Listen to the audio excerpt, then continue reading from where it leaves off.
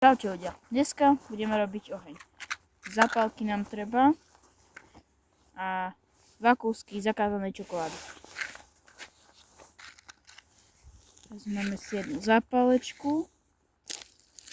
Ešte predtým tam niečo dáme, aby zápalku zapálime. To tiež urobím aj so zakázanou čokoládou. Horí. Teraz pomaličky, ešte zapalím aj druhú.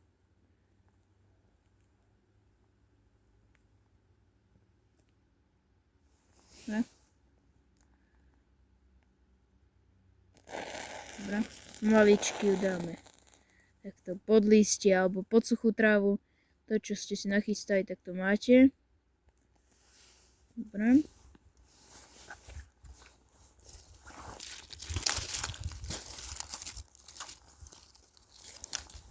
Čokoláda bude dosť dlho horieť, takže to sa bať nemusíte, že vám zhasne. Bojte sa skôr dymu. Pomaličky prikladajte väčšie drievka. Tak.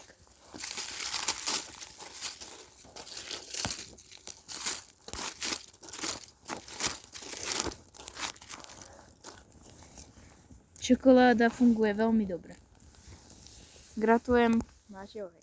Potom samozrejme, keď si dorobíte svoje jedlo, takže nič, oheň pekne zahasíte. A ešte zahádete snehom.